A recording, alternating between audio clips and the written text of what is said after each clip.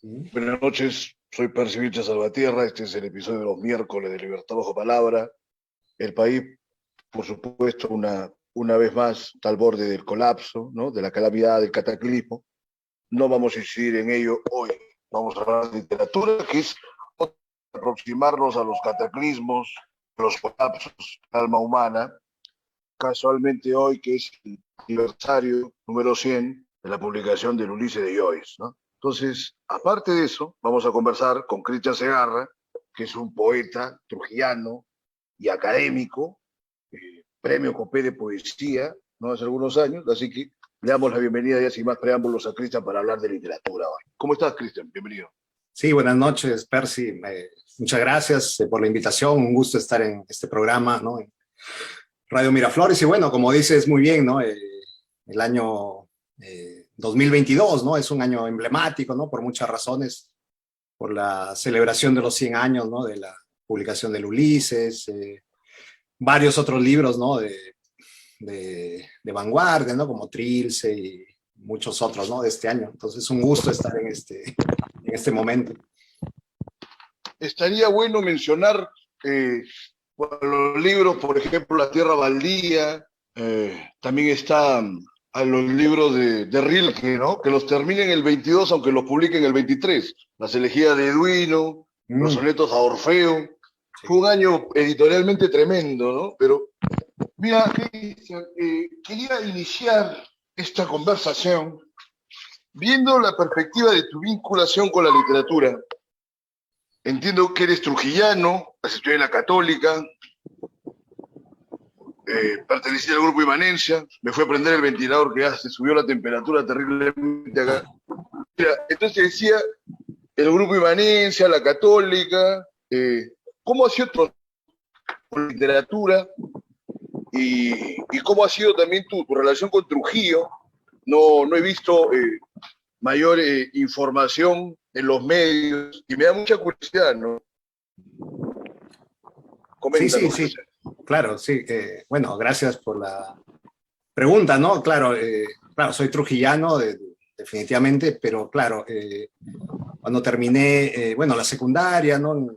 Ya hace varios años, digamos, a principios o fines del 89, tal vez me trasladé a Lima, ¿no? Entonces, claro, digamos, en términos de literarios, ¿no? No he tenido un contacto muy cercano con, digamos, círculos literarios de Trujillo y todo eso, ¿no? Porque la formación universitaria, académica y poética también, ¿no? La desarrollé en Lima. Claro que siempre estaba, ¿no? Esa conexión, ¿no? Con, digamos, con el lugar, ¿no? De donde uno es y todo eso, ¿no? Entonces, ya ahora, incluso estando, ¿no? En un lugar alejado, ¿no? Como Estados Unidos, siento que recientemente, ¿no? He sentido esta necesidad de reconectarme, ¿no? Tal vez con el lugar, ¿no? A pesar que no he visitado mucho en estos años por diversos motivos, ¿no? Pero considero que esos años formativos, ¿no? Entre la adolescencia, la primera juventud, ¿no? Son decisivos en el proceso, ¿no? de creación literaria. Entonces, sí, me considero, parte de ese lugar, ¿no? Aunque no lo he... Creo que Sábato dice que en la adolescencia el ser humano por primera vez se enfrenta al universo o al infinito. Una cosa así típica de su onda, ¿no? Que le da mucha importancia a la adolescencia porque, en términos románticos, muchos de los grandes héroes antiguos, o sea, fueron héroes prácticamente adolescentes, ¿no? Hasta los héroes románticos, ¿no? Romeo y Julieta, pues, eran muchachos de 13 años, 14 creo que tenía Julieta. Entonces hay toda una tendencia a hacer de la adolescencia, pues, ese momento de la vida en que así como dice Sábato, uno despierta las grandes de la humanidad, ¿no? Pero igual podrías estar en tu legítimo derecho de no tener absolutamente nada que ver también con tu lugar de procedencia y se podría conversar, ¿no? Porque como hay tantos esquemas de lo políticamente correcto, también ya es cansado, ¿no? Ahora que hablábamos de Joyce, por lo del centenario de Ulises, parece que ama a Irlanda, por otros ratos parece que la desprecia. ¿O será que la desprecia como solamente pues, un amante despechado puede amar, ¿no? Al objeto de su pasión, ¿no? Claro. Muy crítico, muy violentísimo. Si fuera peruano, diría, este es más antiperuano que cualquiera, pero estando exiliado siempre volvía por Dublín, ¿no? En todo caso, ya nos quedó claro el tema de Trujillo, y perfecto. Entonces tú llegas a la Universidad Católica y no sé, me gustaría que comentes cómo es que te vinculas o da lugar al grupo Imanencia, ¿no? Que ha salido otros poetas como Florentino Díaz, lo hemos tenido el programa, que ahora está haciendo actividades políticas. Entonces ha sido un grupo interesante. Coméntanos, por favor. Claro, por supuesto, eso ya ocurre ya en los últimos años del programa de literatura en la Católica, ¿no? Porque yo, bueno, entro al programa en mediados de la década del 90, ¿no? 95, 94 más o menos, ya con toda una necesidad y un deseo, ¿no? Por explorar, conocer diversas tradiciones poéticas, ¿no? Porque ya estando en bueno, desde Trujillo y más específicamente ya en los primeros años bueno, de ser un migrante en Lima, ¿no? Ya tenías, mencionas Sábato, ¿no? Que fue uno de los referentes principales en ese momento, ¿no? A los 18, entre 18 y 20 años, ¿no? Sartre o Camus, ¿no? Fueron escritores claves, ¿no? Que me marcaron tal vez en esos momentos. Entonces, bueno, en mediados de los 90, ¿no? Con toda esta, bueno, todas las tensiones políticas, ¿no? Derivadas el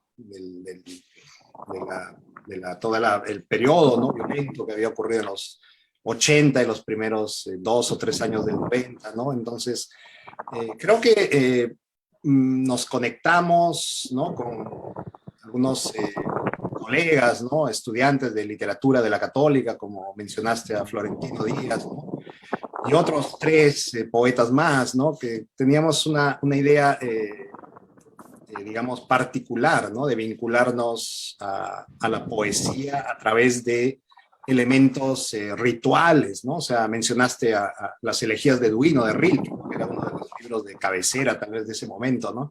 Otros libros eran Holderlin, poetas surrealistas, ¿no? Como Reverdy, ¿no? Entonces, o Breton, tal vez, ¿no? Que eran los que nos permitían tratar de no dar la espalda totalmente al contexto un poco problemático de la época, sino tal vez conectarnos, ¿no? Con diversas dimensiones del arte y la literatura, ¿no? Desde una perspectiva que considerábamos un poco más profunda, ¿no? Digamos, entonces hay varios críticos, ¿no? Que han considerado este grupo Inmanencia, ¿no? Como un antigrupo, ¿no? Porque en ese momento de los 90s todo era individualismo, ¿no? O sea, primaba la perspectiva del poeta, ¿no? Como ser, como creador individual, ¿no? Entonces, los grupos ya estaban desprestigiados, ya no había una confianza, ¿no? En la creación, digamos, grupal o en la producción que puede resultar de una colaboración colectiva, ¿no? Entonces, bueno, desafiamos un poquito ese contexto de la época y presentamos esta propuesta, ¿no? Que era integrar la palabra con dimensiones, como mencionaba, ¿no? Míticas o rituales, ¿no? Incluso los recitales se realizaban o se ponían en escena, ¿no? En un escenario sin luz, ¿no? Tal vez solo con velas o con esta luz un poco difuminada, ¿no? O Sí, sea, poco más y apostaban por la magia en la poesía. exacto.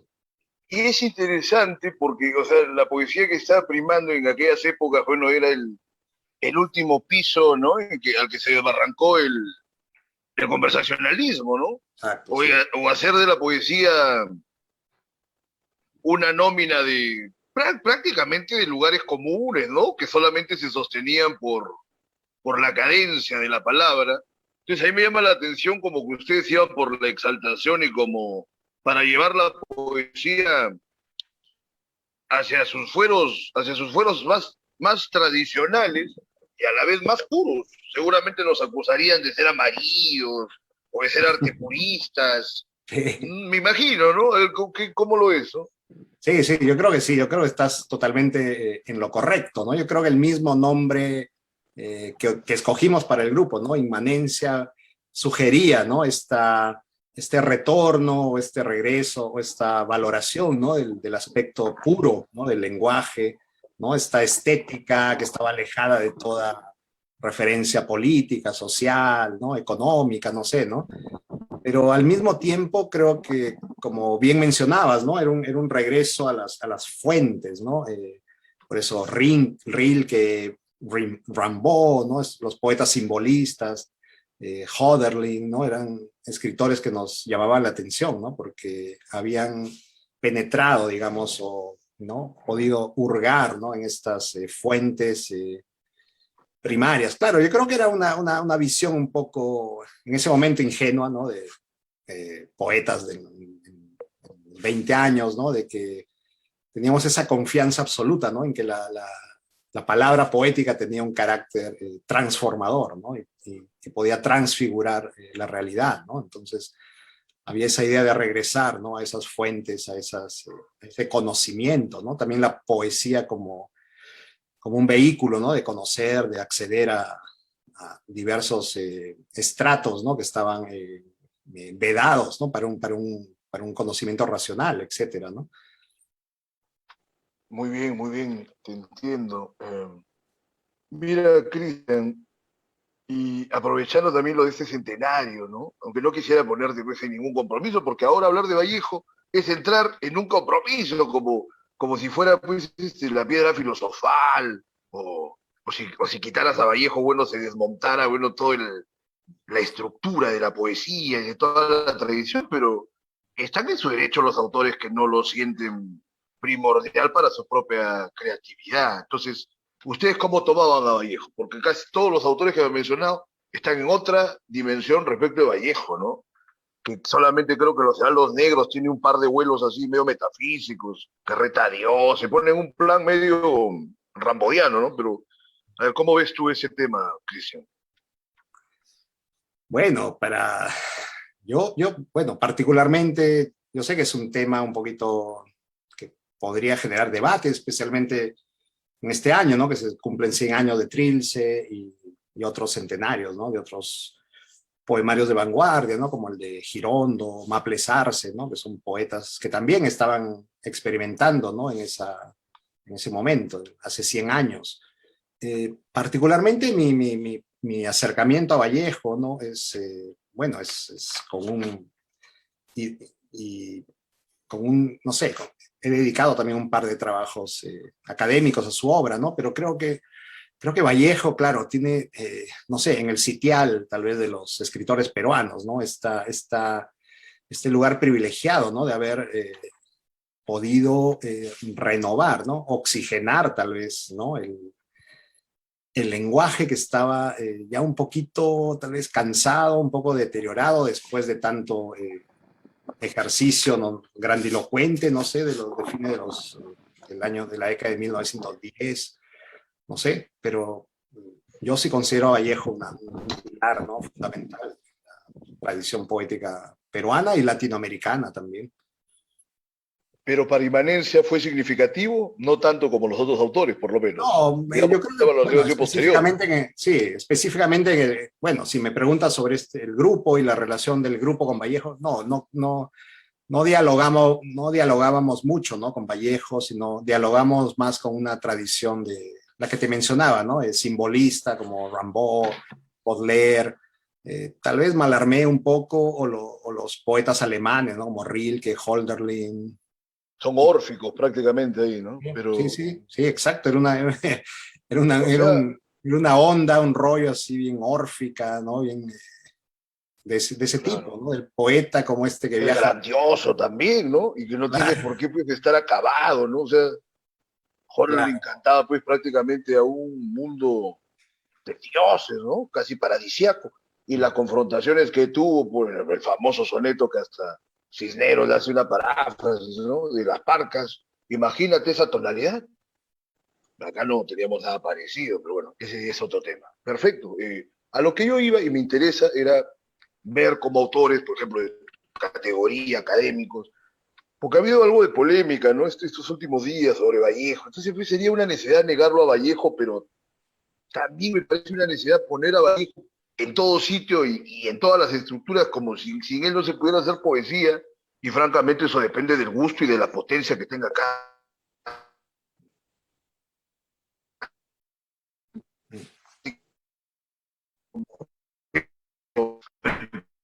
¿no? O sea, está más hijo,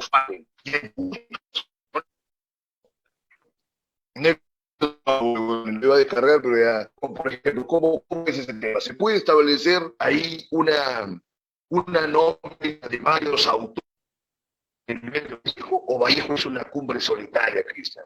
Me gustaría que me respondas como académico y como poeta, ¿no? Eh, bueno, mi respuesta personal, a título personal, digamos, como mi propia aproximación personal a la persona de Vallejo como autor, es que sí, yo lo considero, digamos, una especie de cumbre solitaria, ¿no? Que está en este Parnaso peruano, ¿no? Porque creo que ha llevado el lenguaje a un nivel, a un nivel casi estratosférico, ¿no? Que otros poetas, sin negar el mérito, ¿no? De poetas anteriores, como Eguren, tal vez Chocano en alguna medida, ¿no? Hubieran podido llevar el lenguaje, pero creo que Vallejo, incluso también por su dimensión, digamos, transatlántica, ¿no? De haber cruzado, digamos, el océano, haberse establecido en España un tiempo, o por mucho tiempo en Francia, en París, ¿no? Yo creo que tiene este sitial, ¿no? Que, claro, pero como mencionas correctamente, ¿no? Al mismo tiempo, como tiene esa dimensión tan enorme, ¿no? A veces como que resulta un peso, ¿no? Del cual los poetas tratan de negociar, ¿no? Tratan de desembarazarse, ¿no? De ese peso que ya les ha sido achacado, ¿no? Por la, ya de per se, ¿no? O a priori, perdón, a priori, ¿no? O sea, antes de empezar a escribir, ¿no? Ya tienes este paradigma tan establecido, tan prestigioso, ¿no? Tan enorme, del que cuesta un poco desembarazarse, ¿no? Entonces, claro, es un poco, ¿no? El poeta nuevo contra este, ¿no? Este padre inmenso, ¿no? Que hay que, digamos, no sé, asimilar, reelaborar, pero también, no sé, contrastar, ¿no? De alguna manera. Contrastar. Eso es lo que me da que hacer porque, o sea, bien, no siempre se dice es el poeta universal, pero a ver, compárelo con los otros poetas de ese momento, ¿no? Ah, Con el bueno, mismo Joyce, claro. Aurelio, con Pound, Rilke, que estaba escribiendo de las épocas, ¿no? Los surrealistas, pero bueno, ya ese será para otro momento. Vamos a ahondar bien en tu obra, en tu concepción de la literatura, porque es también para lo que te hemos convocado, ¿no? Entonces, estos estudios de literatura te han servido para perfeccionar tu labor poética o corre, es decir, va a parecer una pregunta obvia, pero me interesa porque tengo algunos amigos que han estudiado literatura, inclusive en el extranjero, y me comentaban, ¿no? Y por eso aprovecho que eres un académico y que estás impartiendo cátedra, inclusive en Estados Unidos, ¿no? De que los estudios de literatura les habían matado mucho de su amor por la literatura, porque era tan formal, tan cientificista, tan técnico, que por ejemplo decían, en un curso de narratología les volaba la cabeza y era gas, ¿no? Y salían ya con no muchas ganas ni de escribir. En tu caso, como perseverado como académico y como creador, ¿cómo se ha dado esta relación, Cristian? Sí, bueno, sí, yo creo que tienes razón, ¿no? De alguna manera bueno, los estudios académicos o críticos, por supuesto que tienden a una especificidad, ¿no? O sea, porque tienes que regirte por críticas, teorías, muchas veces que están de moda, ¿no? Y tienes que adecuarte a veces a una cierta tendencia, ¿no? De la academia, ¿no? Y sobre todo en Estados Unidos eso es muy fuerte, ¿no? Porque hay diversas tendencias que están predominando, ¿no? Por ejemplo, los estudios de afecto, los estudios psicoanalíticos, no sé, ¿no? Y uno tiene a veces que adecuar, ¿no? Su propia lectura, ¿no? A esas herramientas teóricas, ¿no? Pero por otro lado, ¿no? Yo creo que esa misma revisión, ¿no? De las tendencias, de las vertientes o proposiciones teóricas, ¿no? Que aparecen en un momento específico. Yo creo que si uno es, bueno, si uno tiene la perspectiva creativa, ¿no? Yo creo que también alimentan, ¿no? Esa mirada creadora, ¿no? Esa mirada de la poesía, ¿no? Porque alimentan de alguna manera, ¿no? O enriquecen, yo creo, la aproximación que uno puede tener al fenómeno poético, ¿no? Tal vez que no lo hubiera tenido si no conociera, ¿no? Estas diversas perspectivas. Entonces yo creo, claro, que hay una dicotomía tal vez un poquito errada, ¿no? Entre el poeta y el crítico, ¿no? Yo creo que un poeta puede ser un buen crítico sin ningún motivo, sin ningún problema, ¿no? O sea, puede Claro. también inmiscuirse en esa faceta, ¿no? De la crítica, de la valoración, ¿no? De otras obras poéticas, ¿no? Desde una perspectiva más objetiva, ¿no? Más académica. Y en general los grandes poetas y los grandes escritores han sido también tremendos críticos. Podés leer el mismo Vallejo, que Eliot, Vallejo como crítico es otro personaje, ¿no? Porque ya no aparece pues este dolido, se mete con los surrealistas, le da duro a Steve Rapound. Hay un artículo, tú lo debes conocer, que escribe sobre la poesía norteamericana. Pound le parecía cualquier cosa, un poeta más, ¿no? Me gustó ese claro. temple crítico de Vallejo, ¿no? Porque da una muestra muy diferente de lo que se suele conocer sobre él, ¿no? Que Sí, también se puede discutir en su poesía, ¿no? sí, no, Vallejo es un tremendo crítico cuando escribe sus crónicas, tiene una crónica muy famosa, ¿no? Que es la autopsia del surrealismo, ¿no? Eso que te decía. Donde disecciona pues lo que a él no le parece válido, ¿no? De la perspectiva de Breton, ¿no? Entonces, es un tremendo crítico, tiene críticas sobre cine, ¿no? Sobre temas de la época muy interesantes, ¿no? El Pero mismo él, Martí Gadán también lo tuvo, ¿no? Con su ensayo sobre lo barroco y claro, después, bueno, claro, ya por el tipo de vida que llevaba no incidió más en ello, pero Wefalen ni hablar, sí, ¿no? claro. Con la morada, con todo lo demás, con las otras revistas Allen que dirigió sacó, ¿no? revistas emblemáticas, ¿no? Como Las Moradas. Claro. Entonces, yo creo que esa relación entre, claro, yo creo que se ha Ahora hay tendido menos. a, sí, se ha tendido a disociar o a dividir la práctica literaria de la práctica crítica, pero creo que se alimentan mutuamente, ¿no? Creo que, o se benefician, ¿sí? Yo creo que habría que tomarlo como algo que una beneficia a la otra y viceversa. Por último, Irra Pound, que siempre me gusta mencionarlo, aunque ha dejado una impronta media torcida acá en nuestra tradición nacional, pero él era pues un tremendo poeta y uno de los más tremendos críticos, ¿no? Inclusive daba el gran consejo de que no había que prestarle atención a ningún crítico que no hubiese escrito una obra notable, ¿no? Bueno, esa es arrogancia permanente. Mira, Cristian, entonces ya que estamos adentrándonos en tus procesos poéticos, tú has publicado pasado los 30 años, inclusive creo que ya no era ni siquiera parte de Imanencia, y casualmente publicas en Trujillo, o por lo menos en una imprenta de Trujillo he visto ahí en las redes. A ver, cuéntanos el proceso de la gesta de tu primer libro y esta manufactura, ¿no? En la imprenta esta trujillana. A ver, ¿qué recuerdos te trae? Por favor. Es cierto, es muy cierto, ¿no? Porque, digamos, bueno, el grupo Inmanencia fue un grupo que tuvo una duración muy breve, ¿no? Tal vez entre el 90 y... Yo creo que como estudiante de la Católica empezamos a juntarnos con más gente, ¿no? Con más compañeros, compañeras, alrededor del 96, 97, ¿no? Que fue un periodo, digamos, formativo, ¿no? De lecturas, de aprendizaje comunitario, digamos, ¿no? Oficialmente aparece en el año 98, ¿no? Con la publicación del primer libro colectivo, ¿no? Que fue avalado en ese momento por Rocío Silva Santisteban, ¿no? Que escribió un prólogo, bueno, favorable al momento, ¿no? Ahora, en el 99 publicamos un segundo libro colectivo y, bueno, el proyecto se fue diluyendo, ¿no? Por diversos motivos, ¿no? Porque cada integrante tenía proyectos de viaje o proyectos personales, ¿no? De escritura, entonces fue un grupo muy breve, ¿no? Un par de años.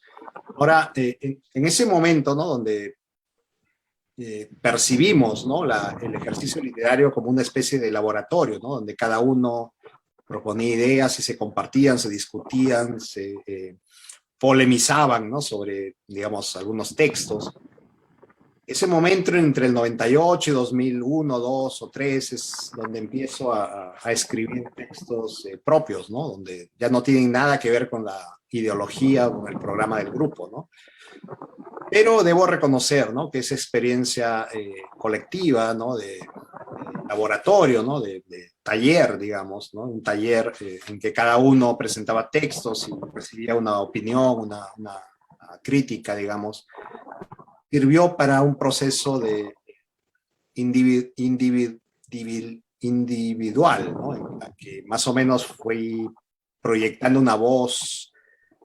Bueno, he tratado de desarrollar, ¿no? A lo largo de los años.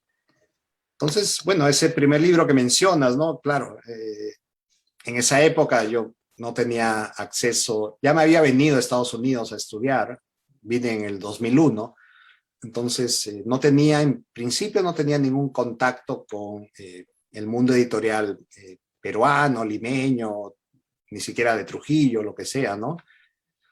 Entonces, bueno, decidí sacar un libro como una edición artesanal, ¿no? Porque la imprenta que mencioné, ni siquiera recuerdo ahora cuál fue la imprenta que sacó ese Claro. texto, ¿no?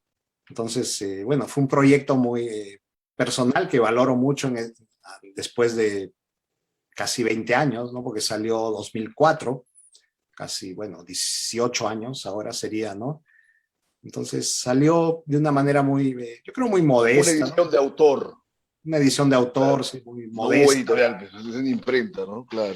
Claro, eso ni siquiera era una editorial, fue una imprenta, creo que en el centro de Lima, encargué a mis padres, ¿no? Que me hagan esta edición. Creo que ni siquiera circuló, o bueno, la circulé tal vez entre un círculo muy pequeño de críticos o ¿no? De gente que tenía acceso a periódicos, ¿no? Creo que salió un par de comentarios en periódicos, ¿no? Recuerdo uno de Enrique Cortés, ¿no? Que es ahora un crítico, ¿no? Establecido de la literatura colonial, ¿no? Y más allá de eso, ¿no? No tuvo repercusión, ¿no? Fue un libro que yo ni siquiera tengo una copia, ¿no? O sea, fue algo Suele muy pasar, ¿no? claro. Pasa a muchos escritores, más bien eso es una cosa casi ya tradicional, ¿no? El primer libro se desaparece todo, por eso que a veces se hacen tan valiosos, ¿no? Pero eso es sobre la cuestión del soporte físico. Entonces me cuentas que en el 2001 ya estás en Estados Unidos preparándote o estudiando tus posgrados, siempre en literatura. Sí. Es interesante lo del término de literatura porque vemos francamente de que hay una proliferación de escritores como nunca antes, ahora gracias a las redes, pero ni a nivel de crítica hay muy poca crítica. Por más que los académicos estén produciendo, ¿no? En sus cubículos, en sus universidades, francamente se ve muy poca crítica y sobre todo entre los mismos escritores, que tú estabas comentando hace rato que lo ideal sería que los poetas, los autores, los narradores, también ejercieran algo de crítica, pero no sé si es por el carácter del peruano o por las formas que tenemos en general de agrupación, que uno no se suele pues, ser frontal o conversar, ¿no? O criticar y luego, bueno, luego llevar la fiesta en paz. Puede ser un libro, me parezca que es insuficiente, aun cuando yo pueda estar en un error, porque tampoco nadie es infalible, pero decirlo es como ganarse una enemistad. Y a los peruanos, bueno, no les gusta esa frontalidad, ¿no?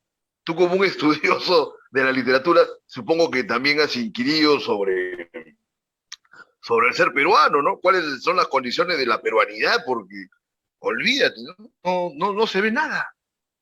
¿Cómo ves ese tema, a ver, Cristian? Bueno, sí, es cierto lo que dices, ¿no? Yo creo que es particularmente interesante lo que preguntas, ¿no? Porque, bueno, toda mi labor, bueno, yo personalmente me considero un poco más ligado al mundo de la investigación, de la crítica, ¿no? He publicado trabajos diversos, ¿no? Sobre Eguren, Westphalen, ¿no? Martín Adán. y otros, Mariátegui, ¿no? Otros poetas, ¿no? Especialmente me he concentrado en el primer periodo del siglo XX, ¿no? Entre los años, hasta el año 30 más o menos, ¿no? He tratado de trazar una cuestión, ¿no? Entonces, eh, mi, digamos, no sé, a veces yo solamente he trabajado con autores que ya han fallecido, ¿no? O sea, pero imagino, ¿no? Que un crítico que está, digamos, escribiendo, ¿no? Ahora, ¿no? Sobre un autor vivo, ¿no? Sobre un poeta relevante de la época, ¿no? Sobre Belli, tal vez, que todavía está vivo, ¿no? Entonces, tiene esta, no sé, esto que mencionabas, ¿no? Este conflicto, ¿no? De interés. Pero no sé, por lo menos en mi caso ha sido, ¿no? Una aproximación, digamos, bastante meticulosa, ¿no? Me interesa mucho indagar sobre procesos poéticos relacionados con universos visuales, ¿no? Sobre lo que estos poetas o escritores, ¿no? Porque no solo poetas, ¿no? Porque he escrito sobre Mariátegui, sobre César Miró, ¿no? Están tratando de proponer en la época, ¿no? Estos cambios, ¿no? De qué manera esa peruanidad también, como mencionas, ¿no? No se manifiesta solamente en el campo político, ¿no? O de la expresión, ¿no? De un partidarismo o de una vinculación a alguna perspectiva de partido, ¿no? Sino en una renovación del lenguaje, ¿no? De qué manera estos poetas están con su obra también renovando, ¿no? El lenguaje de la época, que en mi caso es la década del 20 y el 30, ¿no? Que es donde he profundizado un poco más. Es la mayor explosión que hubo también, salvo que no hayamos podido procesar las novedades de los años 50, 60, pero es como que ya se ha establecido ahí una cosa media mítica sobre todos ellos, ¿no? Bueno, pero mira, yo hallaba que hay una obvia relación entre ideas y arte, o sea, entre el pensamiento filosófico, político y la gravedad, la intensidad, la profundidad de las propuestas estéticas. Entonces, todos esos autores que me he mencionado, salvo Eguren, son de esa época, Vallejo, Westphalen, Martín Adán, se empalma con Mariano, ¿no? Se empalma con el pensamiento de la Torre y con el accionar político, de todos los demás de la generación de centenario, Basadre, Porras, Benito, cualquier cantidad. Después me parece que ya no ha ido tan de la, eh, digamos, esta relación entre el pensamiento y el arte en el país. Hemos producido cualquier cantidad de poetas, inclusive de narradores interesantes hasta hace muy poco tiempo, pero no han tenido. Imagínate que ahora, así como el país está deshecho, lo que la mayoría de analistas coincidimos, ¿quién tiene un proyecto de nacional? Ningún partido tiene un proyecto nacional. Y los intelectuales, bueno, en general, todo el mundo es de izquierda, todo el mundo es progre, o sea, no hay una lectura actual ni tampoco una asimilación de las tradiciones, mucho menos en un orden pragmático. Me parece que todo esto también se refleja en el nivel y en la calidad de las obras literarias, ¿no? Pero a ver, coméntanos tú que eres un investigador, ¿hay algunos matices?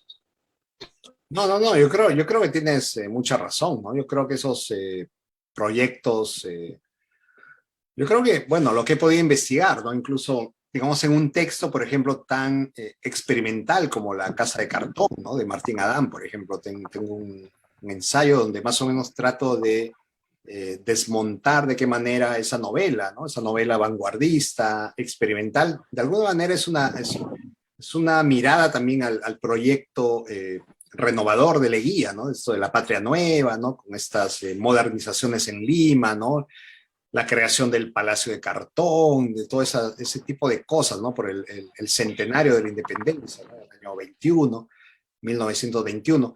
Entonces, claro, es muy cierto lo que dices, ¿no? De qué manera, para mí, ¿no? Al menos, creo que para otros escritores, ¿no? De nuestra generación, la literatura debería entablar, ¿no? Un diálogo o una conexión, ¿no? Con esos discursos también que están desarrollándose en el ámbito político, social, ¿no? Pero claro, si uno ve una radiografía, digamos, ¿no? Del mundo literario ahora, ¿no? Pienso que se ha perdido un poquito, ¿no? Esa conexión con estos grandes paradigmas, ¿no? O estas paradigmas de lo político, lo social, ¿no? Y se ha enfatizado, ¿no? No sé, un exceso, ¿no? No sé, no sé si llamarlo superficialidad, ¿no? Pero de algo inmediato, ¿no? De que un poeta está más interesado ahora en promover, ¿no? Su propia obra que en conectarse, ¿no? Con un diálogo un poco más amplio, ¿no? Con lo que está ocurriendo, ¿no? A niveles sociales, políticos, culturales. No sé, es mi perspectiva, pero puedo estar equivocado. Ya. No, bueno, puede ser. Yo coincido en gran parte con lo que dices, ¿no? Porque lo veo. Yo he dejado de escribir, por ejemplo, literatura hace años, ¿no? Porque hay otras cosas de que ocuparse. Bueno, en fin, se ocupa su tiempo como puede, pero, o sea, lo que he visto y que me alegra de no ser, que no hallarme solo viendo esta situación, es que pues hay una total desvinculación con la filosofía, con las ideas políticas, con cosas verdaderamente importantes, porque si no se van por el cliché o por el lugar común, francamente no tiene nada que explicar y es lamentable, así no se puede crear absolutamente nada. Ahora que hablamos de lo de Joyce, para matizar ahora con una cosa internacional, digamos que en Irlanda tampoco hubo grandes pensadores ni personajes que hicieran pues una gran sistematización de lo que pasaba en el mundo en el momento de Joyce. Pero Joyce escribió en inglés y se sirvió de la tradición inglesa, pensamiento, también para elucubrar sus cosas, aunque pese a que él sentía cierto rechazo, pues, Inglaterra, grosso modo, se iba a buscar algún amparo bueno en la tradición filosófica continental, en los franceses, por lo menos en literatura lo buscó así, no tanto con el naturalismo, con el simbolismo, como sabe cualquiera que investiga algo sobre Joyce, pero el hombre en Ulises empezó a componer literariamente o musicalmente, de una forma poética, pero también puso, bueno, todo el conocimiento que tuvo a la mano. Eso es algo que no vemos en nuestra literatura, ¿no? Se habla, por ejemplo, de algunos narradores totales, pero en poesía nada que ver. Me olvidaba que en 1922 también publicó Pablo de Roca Los Gemidos, que es un autor Sí, sí, sí. Los gemidos. interesante y raro para lo que es la poesía habitualmente lírica que todo el mundo frecuenta, ¿no?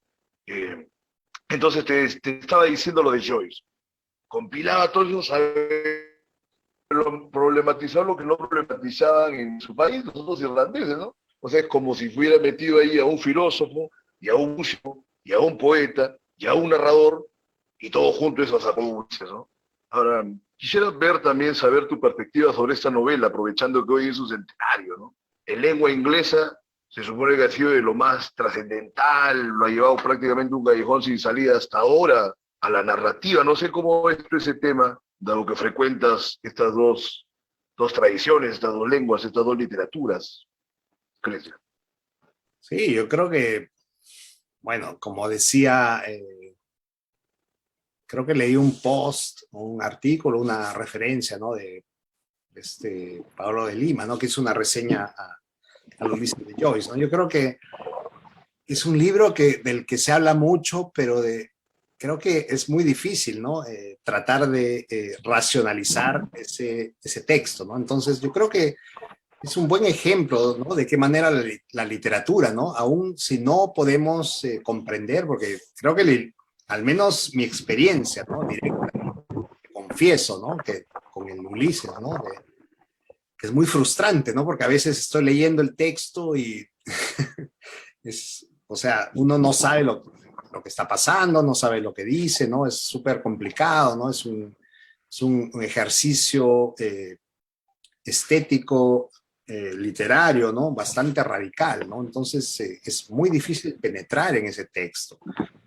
Pues uno se deja un poco llevar, ¿no? Por ejemplo, creo que Joyce es reconocido universalmente, ¿no? Como uno de los creadores del monólogo interior, ¿no? Como esta perspectiva del personaje, ¿no? Que manifiesta sus propias emociones o dilemas psicológicos, ¿no? Desde una perspectiva interior.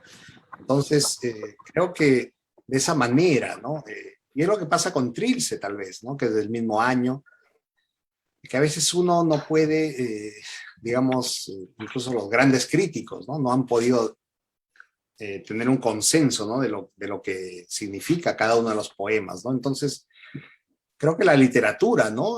Va más allá, ¿no? De esa comprensión racional, ¿no? O sea, tal vez vale la pena, ¿no? Dejarse llevar por estas corrientes irracionales, ¿no? Estas corrientes incomprensibles, ¿no? Que nos tal vez problematizan, ¿no? Nuestra propia comprensión racional, ¿no? De lo que pensamos es la realidad, ¿no? Entonces...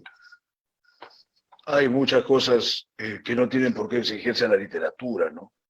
Que quizás también sería una forma de ver la humildad de repente también del ejercicio literario, ¿no? Por más que pueda exaltar los sentimientos, las ideas mismas al ser humano, a cuánta gente, ¿no? La literatura, bueno, le ha dado fuerza para enfrentarse a cuántas cosas. Alejandro Magno tenía la Ilíada y la Odisea como almohadas, dicen, ¿no? O sea, no solamente para que vayan a entender que es una cosa de autoayuda, o sea, para grandes temas, ha estado la literatura siempre presente, pero tampoco es una fórmula matemática, ¿no? Ni un tratado de filosofía que hay que expurgar y comprender absolutamente. Francamente, la literatura no tendría mucho gusto, así, ¿no? Pues lo que se habla es ininteligible, pero toda obra, bueno, tiene por ahí sus misterios, ¿no? Pero lo peor que no necesariamente tratan de grandes cosas, digamos, ya por otro lado, porque se van por dos universos muy cotidianos, tanto Trilce como Ulises.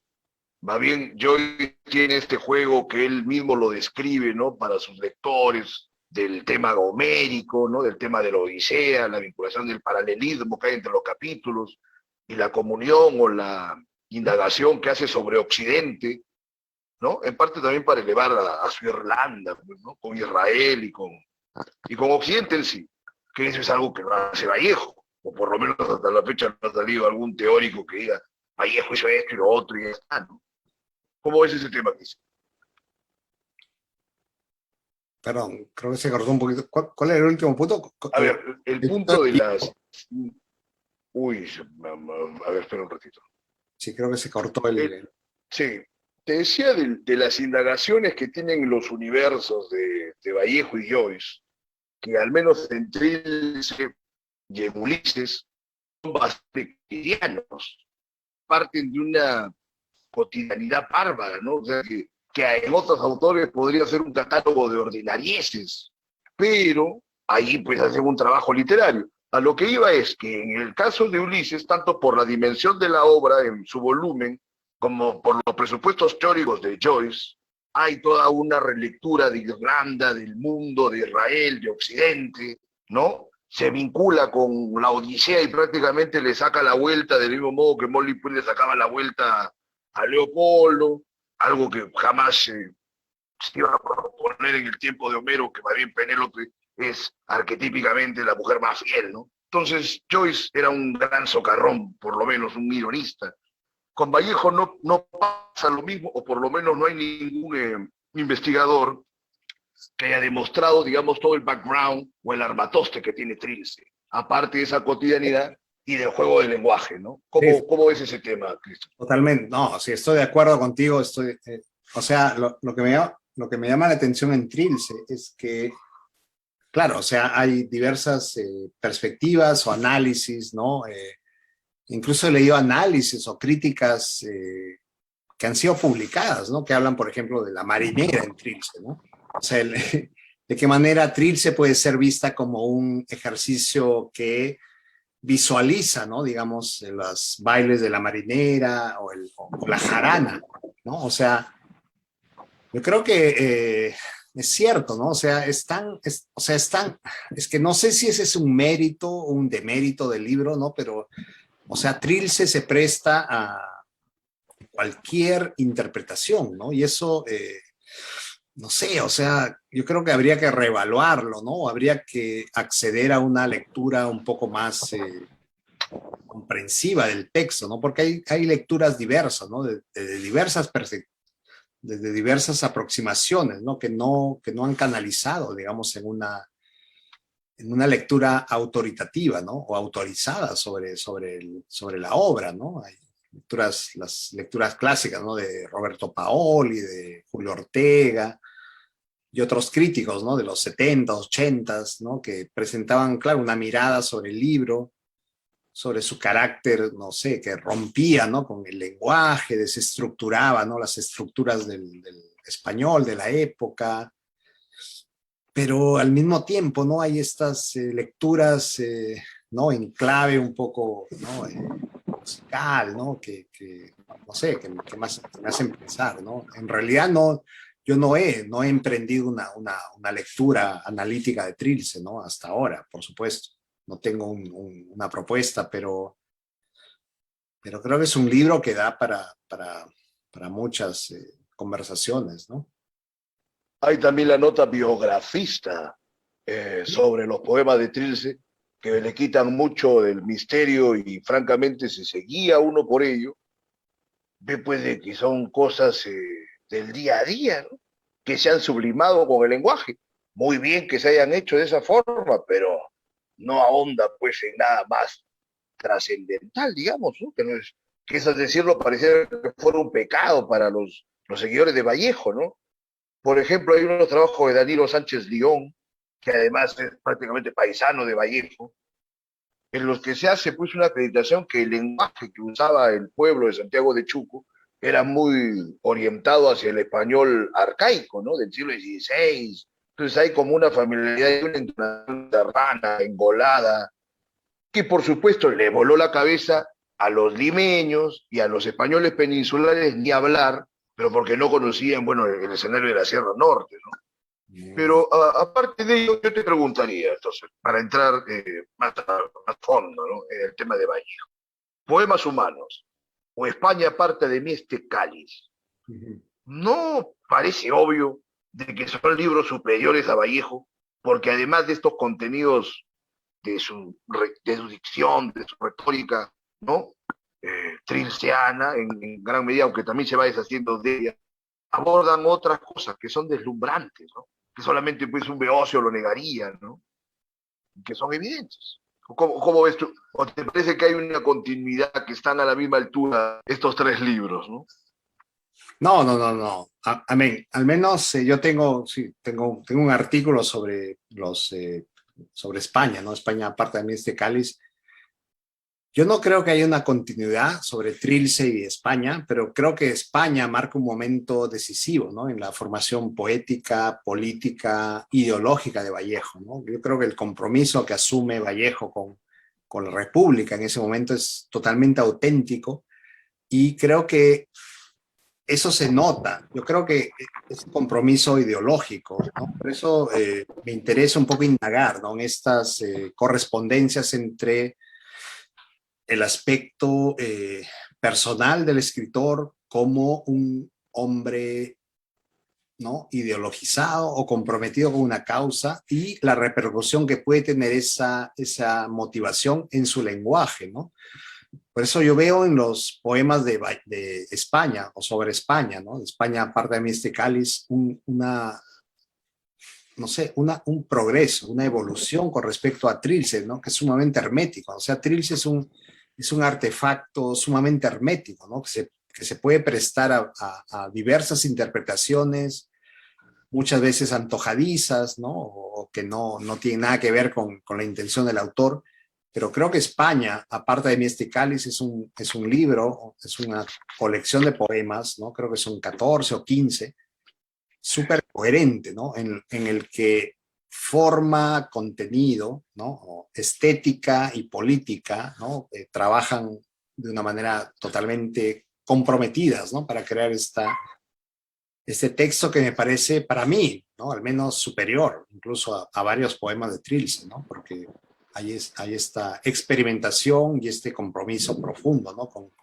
Con el momento actual de esos años, ¿no?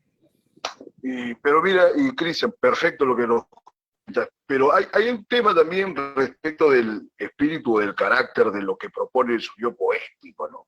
que creo que podríamos identificar con el mismo Vallejo, porque esencialmente es un poeta lírico, ¿no? Esta variación del Vallejo doliente y sufriente y patético, verdaderamente cambia en España, aparte de este Cáliz, y también en buena parte de los poemas humanos. Será por su propia madurez, francamente por tanto golpe también que se dio contra el mundo, contra la vida, pero aparece ya más cuajado. Hay una emoción mayor y ya no patética. Se vuelve verdaderamente un hombre que se ha superado, como tú estás diciendo, pero yo veo que le hacen un flaco favor al hinchar o al inflar a Trilce, inclusive quienes militan políticamente. A mí me sorprende que España, aparte de este Cáliz, no sea el poemario que más valora. Yo, por ejemplo, no tengo nada que ver con el comunismo. Se puede decir que estoy en la vereda contraria. Entendido que el comunismo le sirvió a Vallejo para insuflarse un espíritu más contundente, ¿no? Se robusteció espiritualmente en esa prédica. Está en los libros. Bueno, entonces coincidimos en ello, Cristian. Mira, para proseguir, mira, nos quedan 5 minutos. Te tengo que invitar en otro momento para poder ahondar cuando tengas tiempo de acá, de aquí en adelante. Pero quisiera terminar, bueno, tratando acerca de tu exploración poética. Ganaste el premio Copé. Estamos haciendo como una cosa intercalada, ¿no? Pero mira, vamos, cuando ganaste el premio Copé de poesía, ese mérito de tu premio, ¿cómo repercutió en tu carrera, en ti mismo, en la inspiración que han tenido los críticos por la escena literaria? Te comento porque hay cualquier cantidad de premios Copés que francamente ganan el premio y pasan absolutamente a un lugar muy subalterno, ¿no? No sé si lo ocultan las argollas o se ponen entredicho la categoría de los jurados, pero claro, porque en otro país, en teoría es el premio más importante que hay en términos de literatura en el país. ¿Cómo Sí, es posible que tanto premio Copé luego pasen a estar, bueno, muy soslayados? O no sé si no se la buscan. ¿Cómo fue tu caso, Cristian? sí, pero Percy, o sea, creo que tiene razón, ¿no? O sea, yo creo que el premio Copé es el premio más cuestionado en el Perú, ¿no? Porque últimamente he visto, bueno, cuestionamientos, bueno, siempre es el premio jurado en el que está presente, ¿no? Es un premio que no es muy objetivo, ¿no? O es un premio que los autores, bueno, lo ganan una vez y después pasan al olvido, ¿no? O sea, yo creo, bueno, en mi caso personal, ¿no? O sea, yo solamente te puedo hablar de mi relación con el premio, ¿no? Que Sí, sí, sí. lo gané, bueno, hace 5, bueno, hace, bueno, casi, no sé, bastantes años. Entonces, claro, por muchos años yo, digamos, no, o sea, estaba, claro, tenía este premio o esta nominación, pero bueno, igual estaba en el anonimato, ¿no? O sea, yo igual sentí que tenía que trabajar, ¿no? Por mí mismo para lograrme un nombre, ¿no? En la escena literaria, no sé, de Trujillo, de Perú, no sé, que sea, ¿no? Pero no O es, sea, es un premio que no es consagratorio. Ese, yo creo que, bueno, en teoría podría ser, pero en la práctica no, porque tú no lo has sentido así, mira, y yo creo que muchos otros, ¿no? no, yo no lo he sentido así, porque a pesar de que gané el premio, por ejemplo, no recibí ninguna entrevista como la tuya, ¿no? Que ahora gentilmente me has hecho, ¿no? No, olvídate, pero mira, ese ya es mezquindad del medio, porque por lo menos tú que tienes el premio, que te hagan pues unas 10 entrevistas, ¿no? Tantos programas culturales, de que francamente hay gente que hace cultura y no lee absolutamente nada, amigos, es igual que la política, igual que todo en este país. Pero bueno, ese es otro tema. A lo que íbamos es entonces, ¿qué es lo que le da la consagración a un autor? Yo digo, la crítica sobre su obra y también tener el respaldo de un grupo de gente.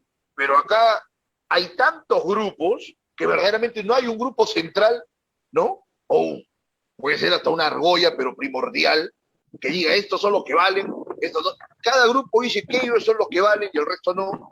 Y la verdad que son unos grupúsculos cada vez más pequeños, porque las redes también lo facilitan. Ahora, el trabajo académico, tú mismo como académico, ¿tú crees que aporta también la consagración? ¿O cómo ves el tema?